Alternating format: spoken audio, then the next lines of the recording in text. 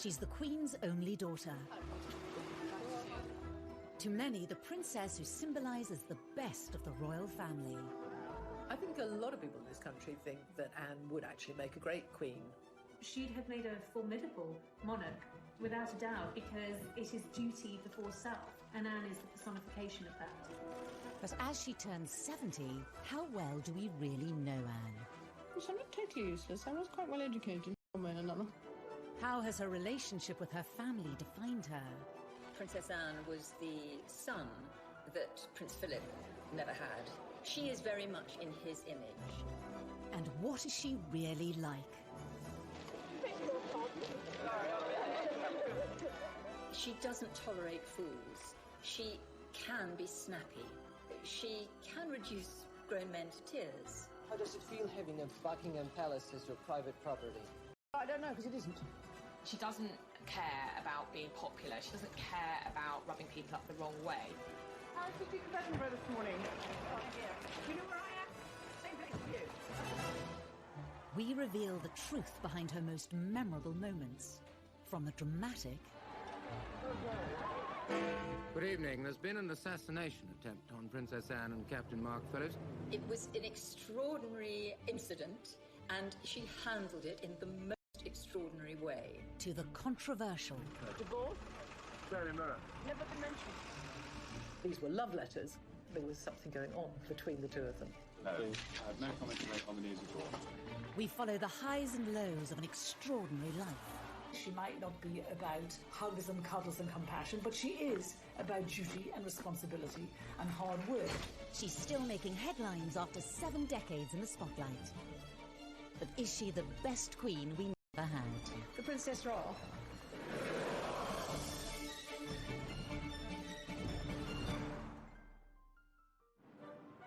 Born in August 1950, Princess Anne is the only daughter of Queen Elizabeth II and the Duke of Edinburgh, and sister to Charles, Andrew and Edward. Anne was born 70 years ago, the second child of Elizabeth. And of course, when she was born, her grandfather, George VI, was still on the throne.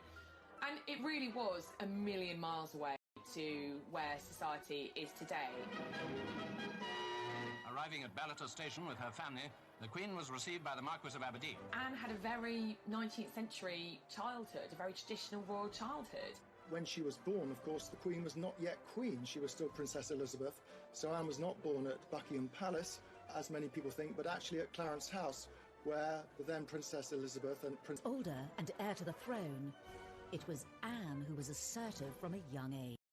Anne's always been a tomboy. She's always been the one who goes out and climbs trees and is very courageous and very confident, very willing to explore the world and find her own way in the world. In a way, perhaps that Charles has been a little more timid, shyer, more sensitive character. Anne is absolutely a chip off the old block. As a child, even though she was a couple of years younger than the Prince of Wales, she was quite happy to take him on in any kind of physical rough and tumble, and she often came out on top. One person with a better insight into Anne than most is Katie Nicholl.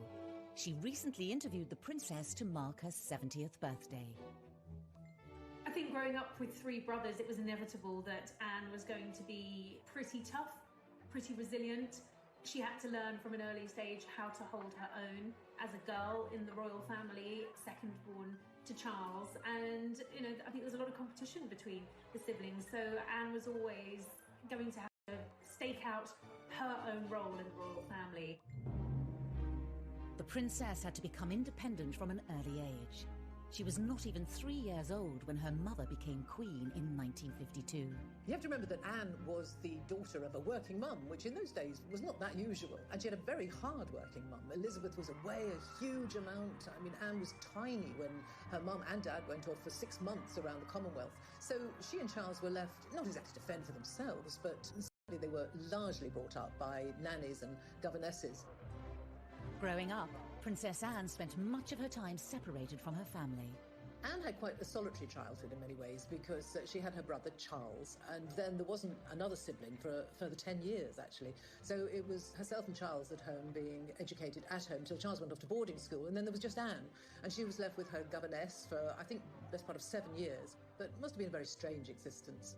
I think growing up as a young girl, Anne Anne did have quite a different childhood to previous royal children. Initially, she was homeschooled, as all royal children were, but she was desperate to go to school. She wanted to get out, she wanted to discover life beyond the palace walls. You know, she had a brain, she wanted to go and learn. Up until this point, all British female royals had been homeschooled, but Anne broke the mould. She was the first princess to go off to ordinary school, if you like. Very posh school, very posh indeed. But she fitted in very well. I think she enjoyed life as a boarder at this school with other young girls to lark around with. Wasn't brilliantly academic, much more interested in sport, much more interested in horses, of course. She was an independent little girl from a very early age and, you know, to a degree, had to become quite a grown-up child quite quickly, and that commitment to duty, you know, what she saw her mother do. She was the daughter of a working queen. I'm sure that has all contributed to the woman Anne grew up to be. But unlike her mother, the princess was never destined to be queen.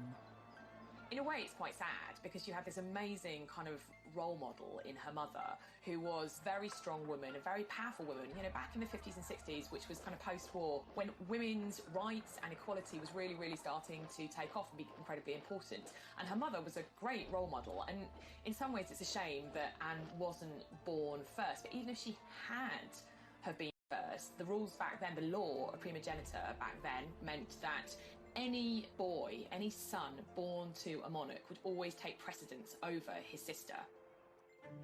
Because of the rule of primogeniture at the time, Anne's brothers all overtook her in the order of succession. When she was born, she was third in line to the throne after her brother and her mother. Grandfather was then still the king. And then when Princess Elizabeth ascended to the throne, Anne obviously moved up, and for many years she was number 2 to Charles. But obviously things changed when the Queen had that second burst of motherhood with the arrival of Prince Andrew in 1960, and then 4 years later Prince Edward in 64. Anne moved down below her brothers. That was the system then. A lot of people have never been very comfortable with it, but that's how it was. And I think Anne accepted it. Princess Anne discovered that there were advantages to not being the heir. She knew that she was never destined to be queen, and it meant that she was spared a lot of the upbringing that her brothers had to go through. She was allowed a little more freedom. She was able to do what she wanted to do, wear the kind of clothes she wanted to do, see who she wanted to see. It was a degree of freedom, encouraged, I have to say, in part by her parents. Throughout her life, the princess has continued to be pushed further away from the throne. So she's now 14th in line to the throne. She slipped down behind her brothers, Edward and Andrew, their children, and then, of course, the children of Princes William and Harry. So she's currently 14th in line to the throne and therefore very unlikely to ever become queen herself.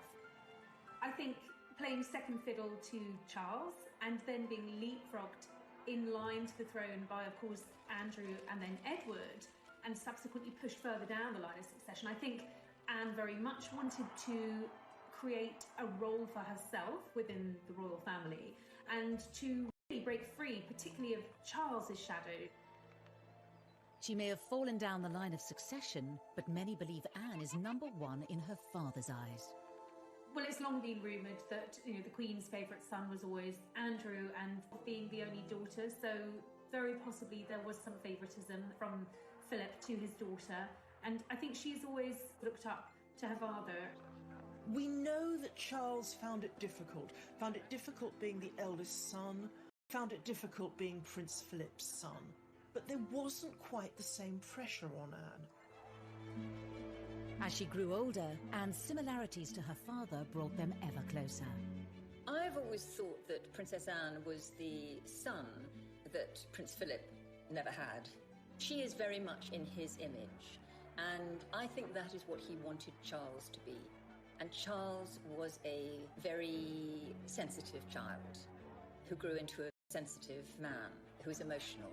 Anne is none of those things. Anne is very straightforward, very blunt, calls a spade, but is also very funny. And her father is very funny. And I think they have absolutely the same sense of humour. Does the press really annoy you? Yes, I think Yes, I think it does. I think it wouldn't really be doing its job if it wasn't. Both of them can be quite grumpy, both of them can be quite difficult, both shoot from the hip, both of them say what they think, both of them are kind of keep calm, keep buggering on, and both of them have a really strong work ethic. Anne's early work ethic would stand her in good stead for her royal future, but would her strong character lose her favour? And how did she upset America as a teenager? She looked at the time as though she didn't want to be there, they said. She refused to answer anyone's questions, snappily saying, "I don't give interviews." She doesn't tolerate fools. She can be snappy. She can reduce grown men to tears.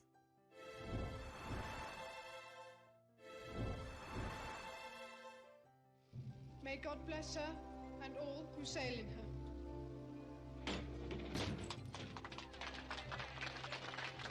Princess Anne's incredible work ethic was evident from a young age. In 1968, aged just 18, she became a working royal. I think she's always had a sense of commitment from a very early stage in her life, and after school she decided that rather than go to university, she wanted to start working and becoming a full-time working royal, and that's exactly what she did. Anne didn't see the point of any further education. She'd had quite enough by the time she was 18 and said that she thought university was a very overrated pastime. She probably wouldn't have got in anyway because she didn't do brilliant in her exams.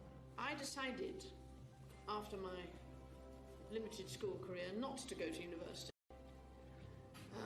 Contrary to some reports, not because I couldn't go to university, but I didn't actually want to go to university. When the Queen and Philip went to Australia in 1970, Anne wasn't even 20, she was still only 19. She accompanied them, and it was the birth of what has become a real royal staple, the royal walkabout. There had never been a walkabout before, but such was the interest in the young teenage Princess Anne, and she was a very an attractive teenager. The crowds turned out in their thousands. The princess has devoted a large part of her life to official engagements and is often referred to as the hardest working royal. She always has been one of, if not the most hard-working member of the royal family. I mean, she will carry out 4 or 5 engagements in one day. She could be in Scotland in the morning, London in the evening, and she would be very well briefed on every engagement and extremely professional. She's admitted she's a workaholic. Anne is very no-nonsense, and she takes that approach to her work. She regularly tops the best-selling list in terms of her highest number of engagements. I think on an average year, she does anything from 350 to at most 500 engagements, both domestically in the UK and abroad. It's a huge workload. I remember Kevin MacLeod, who was the Canadian Secretary to the Queen, said of Anne in 2014, her credo, her belief is, keep me busy, I'm here to work, I'm here to do good things, I'm here to meet as many people as possible. Anne may work hard behind the scenes, but for many years this has been eclipsed in the media, all due to her troublesome relationship with the press.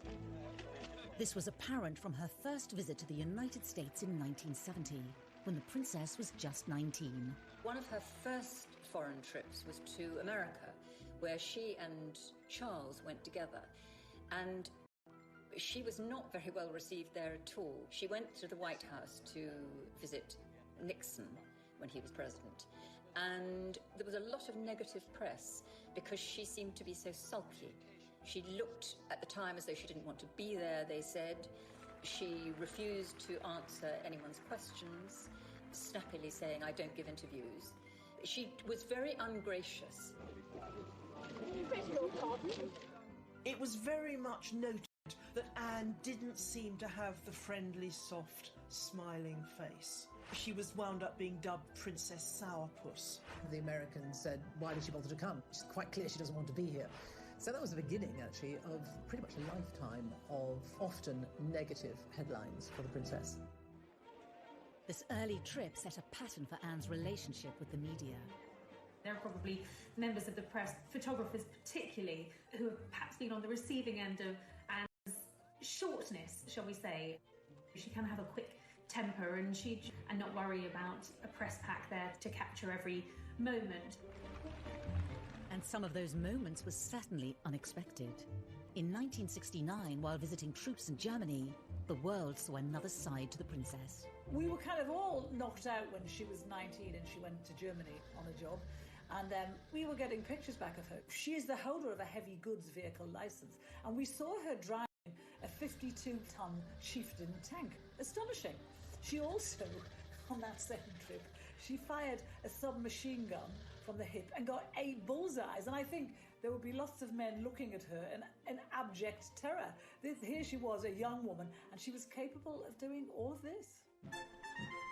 Despite Anne's refusal to play the media's game, she was working hard to support the Queen. Those in the know even regard the princess as the royal family's secret weapon. And I think Anne has always realised her power, her soft diplomacy, the ability to help, the ability for the royal family to reach areas that, traditionally prime ministers can't. The royal family is a constant, they are always there. And particularly in areas of the world that have royal families, for instance, like the Middle East, when you send a member of the royal family to them on a state visit, it's immensely important. It conveys, huge prestige, and people take that very seriously. And often the royal family, like Anne, are used to help trade deals, help diplomatic relations, and I think Anne has been very successful at that, and she's done that from a very young age. Well, Anne had this brilliant knack of sort of being the pathfinder, if you like, for the royals. If there was a slightly tricky destination go to, it was always Anne they would send in first, because she has a great ability at making people feel welcome and being enormously empathetic with people. In 1990, it was Princess Anne who the Queen trusted to visit the Soviet Union on her behalf. This historic occasion marked the first official visit by a member of the royal family in over 70 years. The last, coming before the Tsar, a distant relative of the Queen, was executed after the 1917 revolution. I suppose her most significant overseas trip was to Soviet Russia, as it then was, in 1990. How does it feel having a Buckingham Palace your private property? Well, I don't know, because it isn't. She made a huge impact. It was a great success. Big crowds came out to see her. People were interested in her. And the feedback was incredibly successful and very positive for Britain. That was a massive deal in terms of the thawing of the relations between the UK and Russia. So that was a really, really important tour that Princess Anne went on to the Soviet Union, and she really paved the way for the Queen's visit. Her daughter to step in. And despite Anne's stern reputation, she may even be welcomed in place of the Queen. The Queen can be very, very shy. She's naturally quite shy on engagements, whereas Anne is far more like Philip. So if you've got Anne on an engagement, you're going to get possibly a little bit more of a relaxed engagement. Anne isn't afraid to talk, she will have banter, she will ask questions, she will engage in a way that I don't think we see the Queen do. When you watch engagements with the Queen, they tend to be very formal. The Queen doesn't say very much, she's shown around and she observes. She may ask occasional questions, but with Anne, I found the engagements to be a lot more informal. As well as her royal duties, Princess Anne is involved with countless charities, organisations and military regiments in the UK and overseas. It's not just the public engagements. She is involved in a huge amount of charities, some 300 charities, some of which she's founded herself. She writes her own speeches. She has a very small staff. Well, Charles famously has a lot of staff looking after him. It's a big operation, being the Prince of Wales. When you look at the charities and patronages that Anne represents, you will see her interests reflected in those charities. So whether it's charities supporting the armed forces or veterans, that's a major issue for her. Carers Trust, which actually she established, animal welfare charities, equine charities, they have a meaning to her. It's where she feels she can bring something unique and helpful in her role. She's never seen the point in being just a nominal head of an organisation, which is why she works so phenomenally hard. It would be almost impossible to go and visit every single charity and organisation she's involved with every year, but she does her damnedest to do so. She believes that if you're going to put your name to it, it needs to be more than just a name on a letterhead. You actually have to go along, see what they're doing, encourage them and bring what publicity you can to them. One charity that has always been close to Anne's heart is Save the Children, and she's willing to take great risks in order to help. If you want to improve the lot of children, then you must improve the lot of their mothers. If there is a fundamental baseline for the Save the Children Fund's work, it is working with mothers and getting mothers to be able to take a much greater part in their children's lives and in the lives of the community in which they live. I think she's very closely associated with the Save the Children Fund. She's been president for, I think, nearly 50 years now. And this has meant a very great deal to her. When Princess Anne carried out those early trips to Africa with Save the Children in the early 70s, this was her really breaking the mould. This was her going far afield, doing something that was at times quite dangerous. The areas that she was going to were these visits to Africa with Save the Children long before Princess Diana was even on the scene. But Anne made it clear that she didn't seek praise from the public or the press. She once told a friend who had been asking her about the kind of affection that Diana had from the public, the love, the adoration that Diana had, if she would want that. And she said no, she would rather have respect than affection from people that she didn't know. But again, Anne's refusal to cooperate with the press meant that much of her hard work went unrecognised. If she was off some tour raising money for an awareness for Save the Children, and Diana appeared somewhere in a low-cut dress, the newspapers would be full of stories about Diana, and Anne would find herself not getting a look in. I think that must have been very galling for her. In the early days, I used to wonder why she didn't force herself to have a better relationship with the press. She clearly had no time for us at all, and she thought we were a nuisance. Such a shame, because whenever we used to write about her, it wasn't about the worthy work that she'd done. It was because she'd lost her temper somewhere, she'd sworn at someone, or because she was wearing ridiculous clothes. She got a really hard time from Fleet Street in the 80s and the 90s. They thought that she treated the press with disdain, she wouldn't talk to them, she ignored them, she wouldn't smile for them. And in return, they gave her a really hard time because, in their view, she didn't give an inch.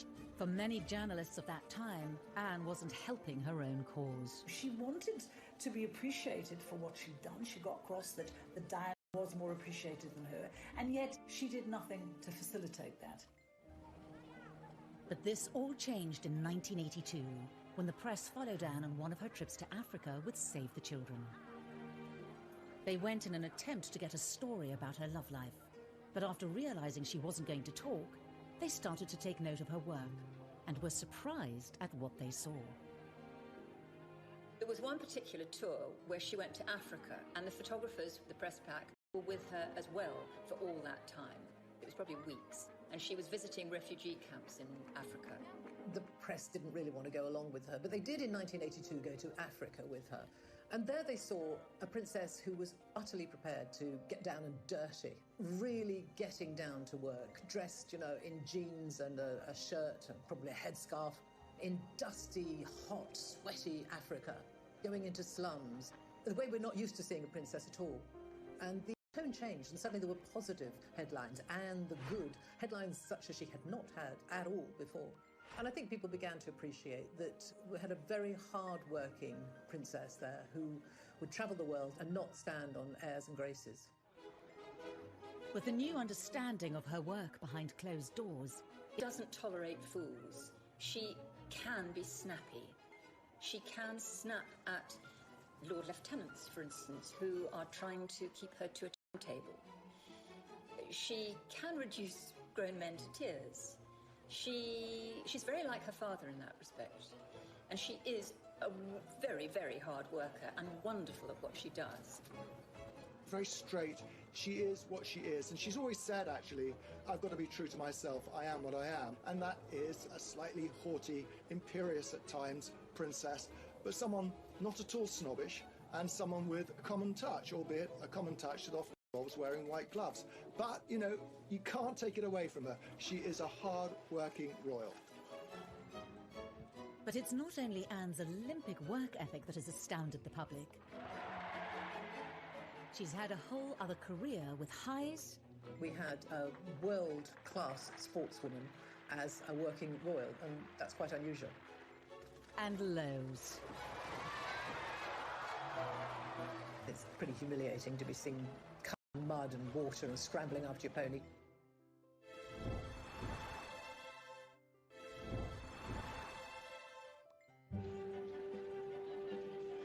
Anne might have been hard-working when it came to royal duties, but it wasn't the only thing she dedicated her energy to. She was a senior royal, but she was also having a second career, effectively running parallel at the same time. Breaking with tradition, she chose to also pursue a riding career alongside royal duties. It's really very impressive that Anne was able to juggle her equestrian career as a very successful horse rider and carry out all her duties as a senior royal. Anne's lifelong passion for horses started from a young age. She probably sat on a horse before she could walk. She's utterly horse mad. Her father once said of her, if it doesn't fart or eat hay, Anne's not interested. And I think that's almost right. Horses have given her an escapism. Not only did they enable her to embark on a career outside of her role within the royal family, they provided daily escapism. I think nothing makes Anne happier than riding out, being in the paddock, being around horses.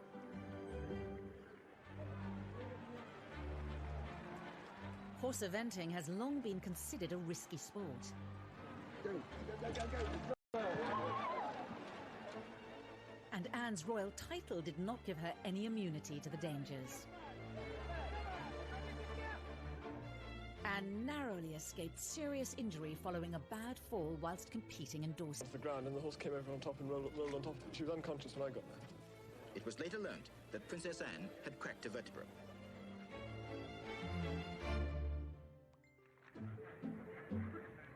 Growing success in her equestrian pursuits led to an increased level of press interest in Anne, much to the dismay of the young princess. When they were photographing her when she was riding at events, when she was doing cross-country, and they would be tucked behind a fence, and they would like nothing more than to see her fall off her horse. It was generally thought that this year's cross-country course at Burghley would present no more than a reasonable test for horse and rider. Not so.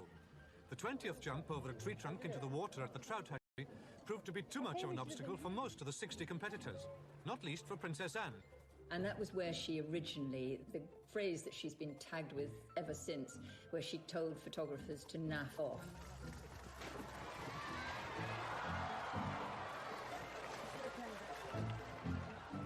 Anna's always spoken her mind, and she can be quite abrupt. It wasn't really naff off. Her language can be quite fruity. She hated the intrusion of the press, as she saw it, when she was trying to concentrate on riding.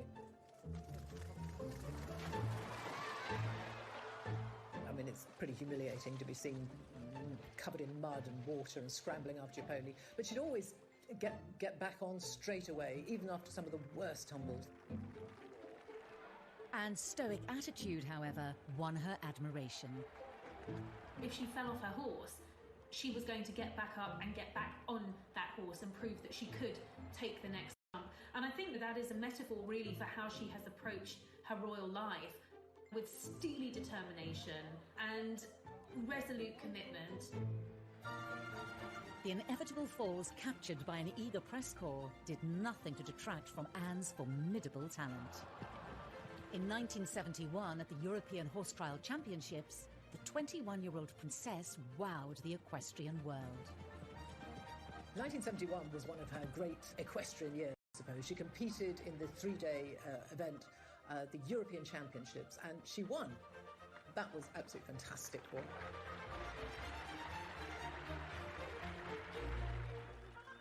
And sporting success allowed the public to see a different side of the princess.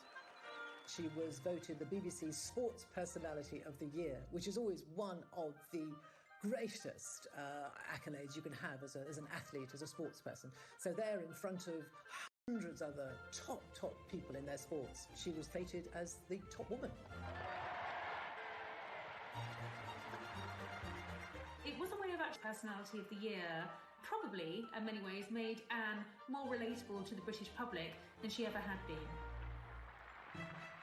Princess Anne's riding career reached its peak when in 1976, Anne was chosen to represent her country on the biggest sporting stage possible. Anne took part in the 1956 Olympics in Montreal as a member of the British team, riding the Queen's horse, Goodwill, in the eventing category.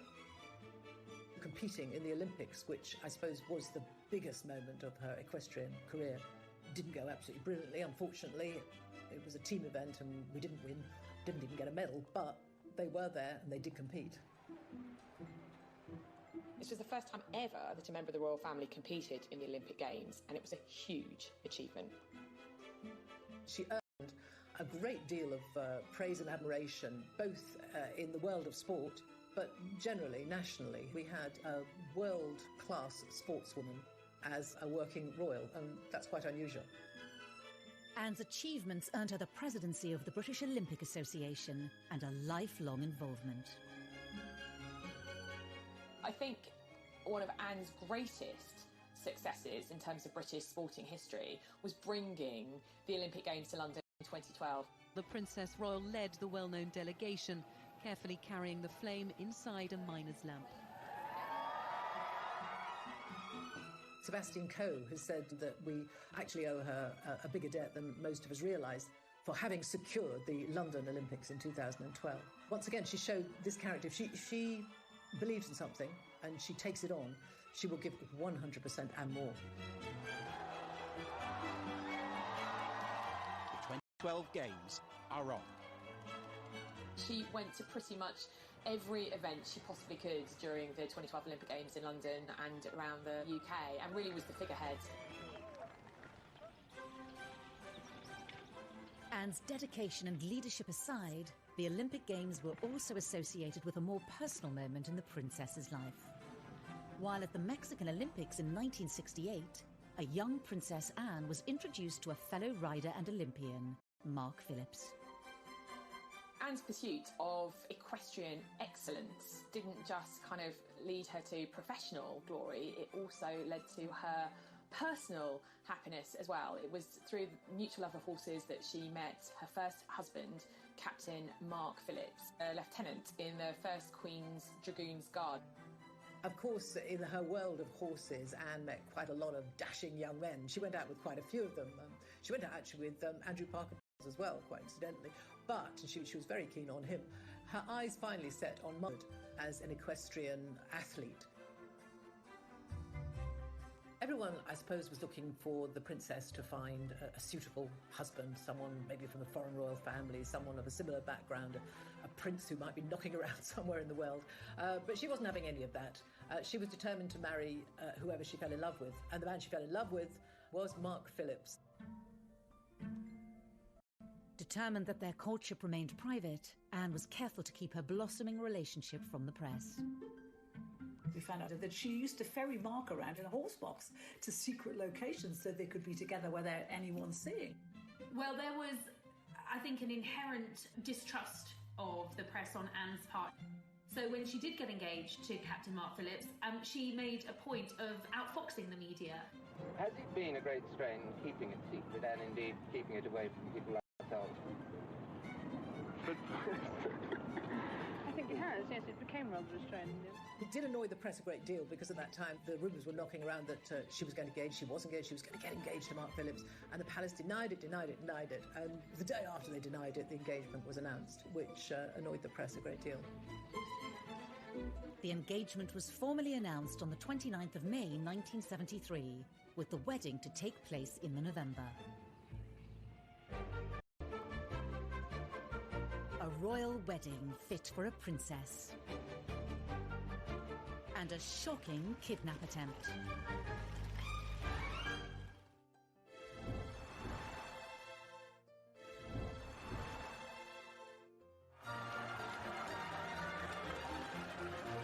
In November 1973, Princess Anne married Mark Phillips with all the pomp and ceremony of a royal wedding. I think had she been able to have had things her way, it probably would have been a low-key wedding, but she was the first of the Queen's children to get married, the only daughter, so it was going to be a big deal. There we can see groom Captain Mark Phillips. Even though it was November, like her mother's wedding, almost 50,000 people lined the streets to watch her go to Westminster Abbey. An estimated 500 million saw it on TV. A royal wedding has always cheered people up, and in this, as in everything else, Princess Anne, when pushed, delivered. Now the best man, Captain Eric Grounds, puts the ring on the Archbishop's prayer book for the blessing. She probably didn't like very much the fact that she had to get married in Westminster Abbey with all the glitz and the glamour and the fairy tale princess. She has always felt, I think, rather lacking in that. She's that people imagine. And, maybe she feels she's been a bit of a disappointment, but that's just not in her nature. There were a few concessions to Anne's taste and personality. The wedding dress didn't come from a famous designer. It came from her own regular dressmaker. And the cake was made by the Army Catering Corps. The moment we've all been waiting for, and how lovely she looks. Now, we expected something quite different, and we've certainly got it today. Look at that wonderful gown. The dress was very simple, very demure. The bouquet was very demure. It was all pretty low-key, and I think that was very much Anne's choice and very reflective of how she wanted things handled. She's not one who is comfortable in the spotlight, particularly when it's on her personal life. The bit I love about the wedding dress, it was this beautiful medieval-looking dress cut from one piece of fabric, apparently. But none of us could see it. But on the shoulders, apparently, there were little epaulettes, just sketched in pearls, a kind of gesture to a uniform. Even Princess Anne couldn't go down the aisle on her father's arm in uniform, but she got as close as she could. So, the bride and groom come out, and you can hear the welcome from the crowd. Tradition has it that the Queen often bestows new additions to the royal family with a title upon their marriage. It was in the Queen's gift to bestow an earldom on Captain Mark Phillips, who was a commoner. He refused that title, and very much with Anne's blessing, and I think from the outset they were determined to live as normal, private lives as possible.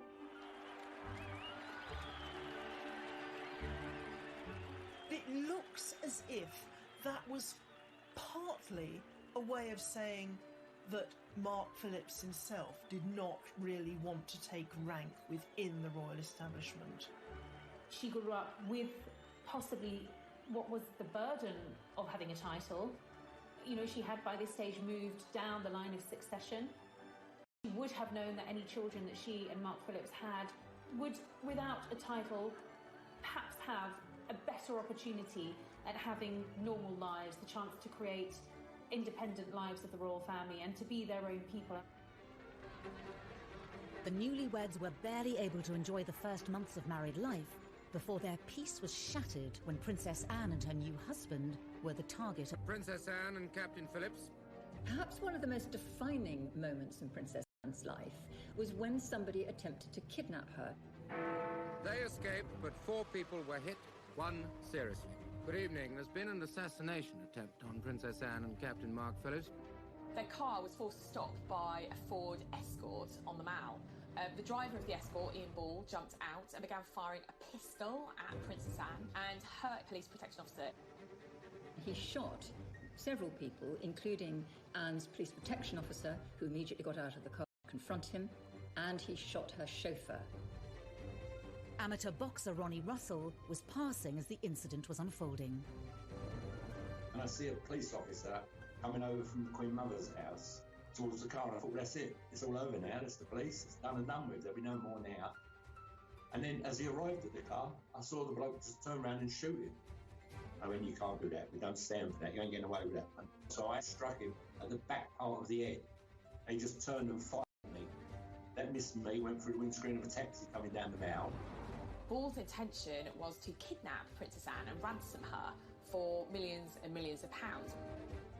The danger Anne faced was grave as the gunman gained access to the princess. The windows all smashed in. There's a gun on the floor. He's got another gun in his hand. He's got Princess Anne by the arm, pointing the gun at her head. And he's saying, come on, Anne, you've got to come. You know you've got to come.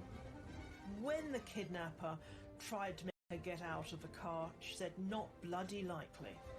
This was no damsel in distress. She refused to get out of the car before Ball and told him that she was absolutely not going to do what he said. She said it later, talking about this incident, she was scrupulously polite, but she was not going to do what he said. Well, then they had a tug-of-war going on, and I could see that she was breaking the grip with him. I leant into the car. I said, come this way, Anne, you'll be safe. I got by the forearms, held him out of the car, in front of me. And I said, now we're going to walk away and it's going to have to go through me to get you. At that point, he has run round behind me. Mark Phillips has seen that, dragged her back into the car. So when I've turned round, he's there now. He's like as far away from me as you are, and he's standing with a gun pointing at me. And I thought, well, it's your turn or my turn. And then I hit him very, very hard.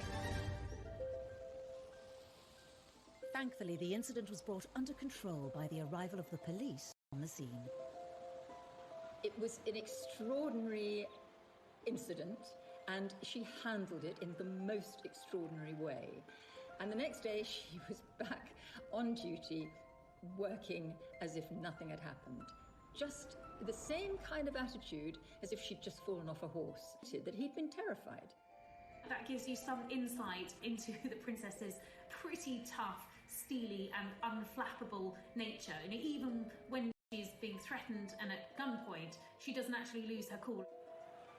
It's another way in which she almost echoes her mother, because with her mother there had been that apparently shot fired at her at the Trooping the Colour ceremony, and the Queen just steadied her horse Burma and went on.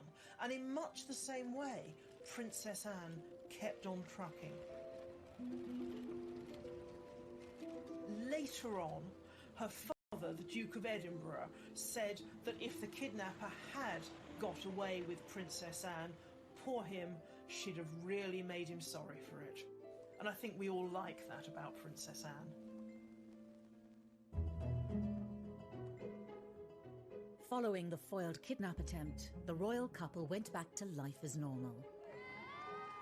Princess Anne and Captain Mark Phillips welcomed their first child, Peter, in 1977, followed by their daughter Zara in 1981. Both children were raised without royal titles and away from the royal spotlight. Zara has said on many occasions that not having a title gave her enormous freedom. That's what Anne wanted. She wanted her daughter to be a normal teenager and to get into the kind of scrapes the teenager did. And Zara absolutely has gone her own way. Peter and Zara are incredibly down to earth. You know, they don't even speak in the same way as many senior royals. You know, there's nothing pompous about them at all. I think they're great young people.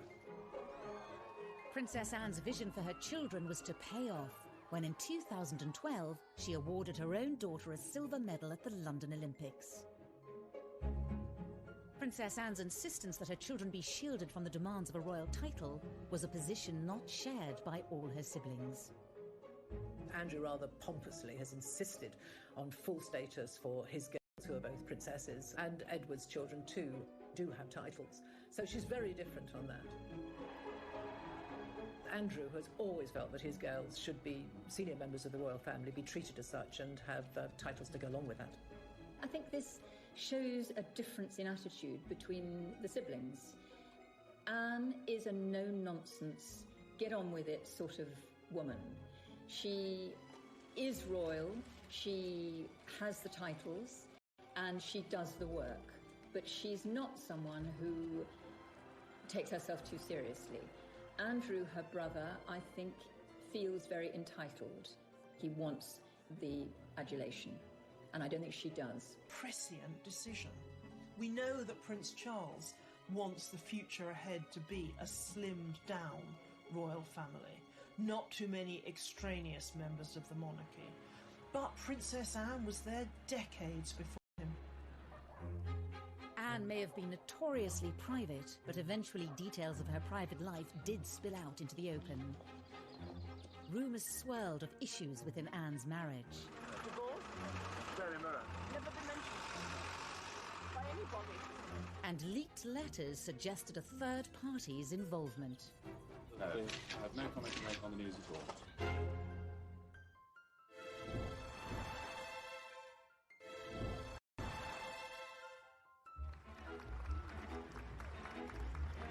As she turns 70, Princess Anne has long enjoyed a reputation as one of the most tireless members of the royal family.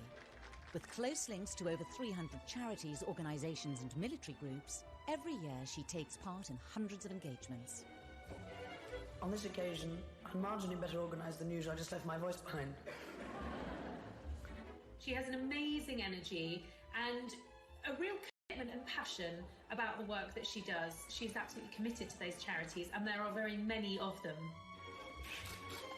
The only royal coming close in this regard is her older brother, Prince Charles. Oh, to be young. Last year, he just pipped her to the title of hardest working royal, undertaking 521 outings compared to his sister's 506. For much of her life, it's been hard for her not to be overshadowed by the older brother destined to be king. It's good for you in the end, I suppose. It's character building, I suppose. All their lives, comparisons have been inevitable. Charles is quite a sensitive man. I think we all know that he feels things quite deeply. He thinks very deeply. He's philosophical. He cares a great deal. And I'm not saying that Anne is uncaring, but she's much more like her father, which is a pragmatist. I mean, Philip once said that I'm a pragmatist, Charles is a romantic, and very often a romantic thinks that a pragmatist is unfeeling. I don't think Anne is unfeeling, but she is a much more practical, get-it-done sort of individual than Charles, who feels things very, very deeply.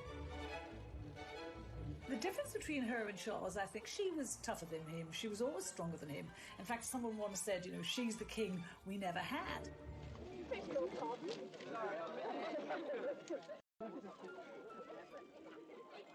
But Anne hasn't only found herself being compared to Charles.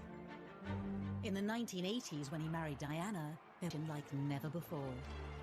From where she sat, here was a woman who had worked incredibly hard all of her royal life.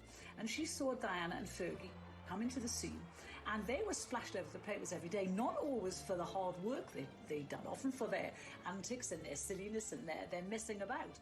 And Anne was upset about that. She had started her charitable life with Save the Children. Diana worked for the Red Cross. Within a year of Diana working for the Red Cross, she was hailed a saint, a heroine. People were thanking her and saying how wonderful she was. And Anne resented that.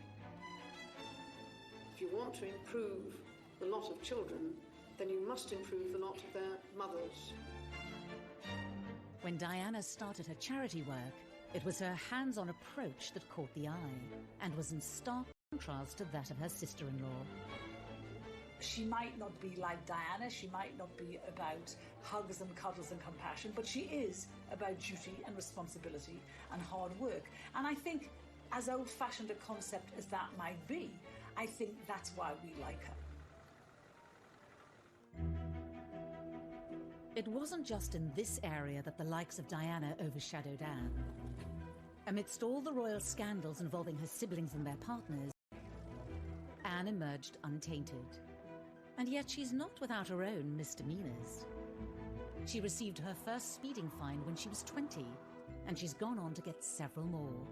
She was even banned from driving for a month in 1990. It's also often forgotten that Anne remains the only senior royal to have a criminal record. In 2002, she pleaded guilty to charges that her dog Dorothy, an English Bull Terrier, bit 2 children in a park. Convicted under the Dangerous Dogs Act, she was fined £500.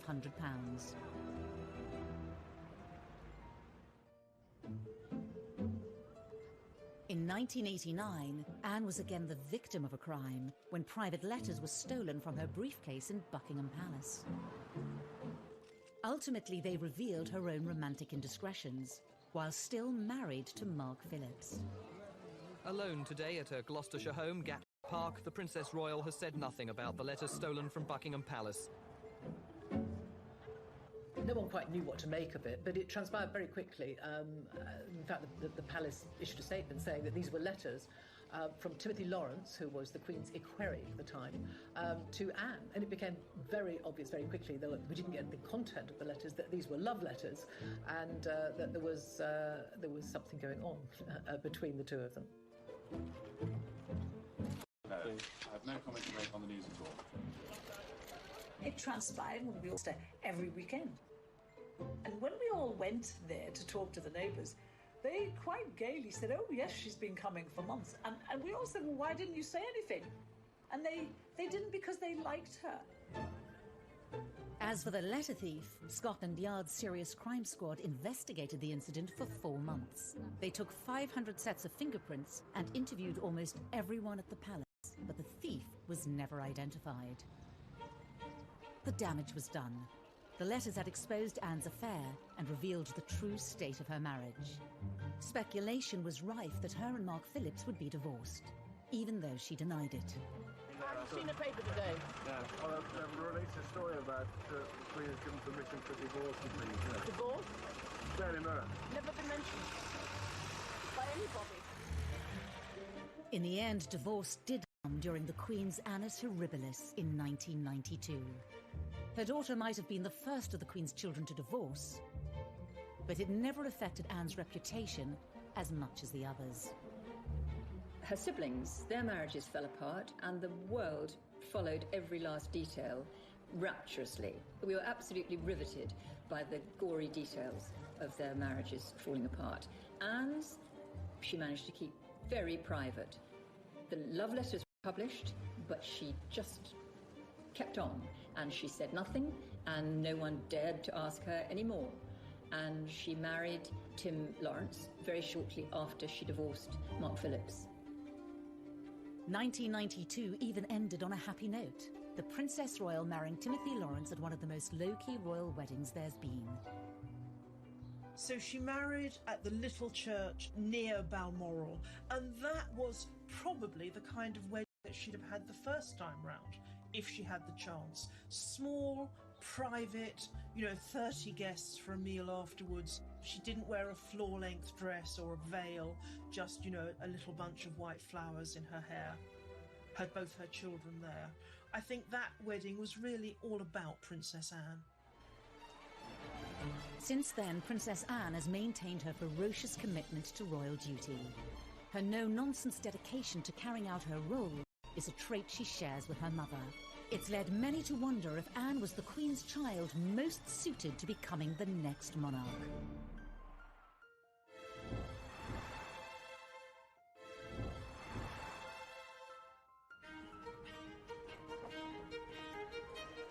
At 70, Princess Anne is as energetic in her commitment to the royal family as ever.